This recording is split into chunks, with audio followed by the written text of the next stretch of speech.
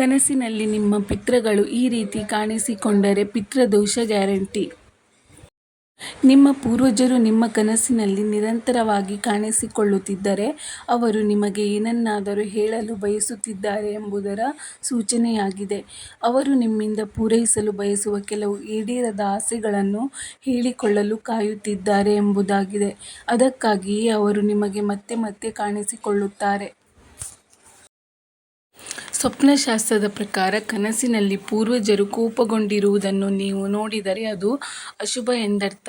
ಅವರು ನಿಮ್ಮಿಂದ ಸಂತೋಷವಾಗಿಲ್ಲ ಎಂದರ್ಥ. ನೀವು ಮಾಡಿದ ಅಥವಾ ಮಾಡದ ಯಾವುದೋ ಒಂದು ಕಾರ್ಯದಿಂದ ಅವರು ನಿಮ್ಮ ಮೇಲೆ ಅಸಮಾಧಾನಗೊಂಡಿರಬಹುದು. ಅಂತಹ ಪರಿಸ್ಥಿತಿಯಲ್ಲಿ ಪಿತೃದೋಷವು ನಿಮ್ಮ ಮನೆಯ ಮೇಲೆ ಪರಿಣಾಮವನ್ನು ಬೀರಬಹುದು. ನೀವು ನಿಮ್ಮ ಕನಸಿನಲ್ಲಿ ನಿಮ್ಮ ಪೂರ್ವಜರೊಂದಿಗೆ ಮಾತನಾಡುವುದನ್ನು ನೀವು ನೋಡಿದರೆ ಅವರು ಭವಿಷ್ಯದ ಬಗ್ಗೆ ನಿಮಗೆ ಎಚ್ಚರಿಕೆ ನೀಡುತ್ತಾರೆ ಎಂದರ್ಥ. ಮುಂದೆ ನಿಮಗೆ ಏನಾಗಲಿದೆ ಎಂದು ಹೇಳಲು ಅವರು ಪ್ರಯತ್ನಿಸುತ್ತಿರುತ್ತಾರೆ. ಯಾವುದೇ ಶುಭ ಅಥವಾ ಅಶುಭ ಘಟನೆಗಳು ಸಂಭವಿಸುತ್ತವೆ ಎಂದಾದರೆ ಅವರು ಅದರ ಬಗ್ಗೆ ತಿಳಿಸಲು ಪ್ರಯತ್ನಿಸುತ್ತಾರೆ.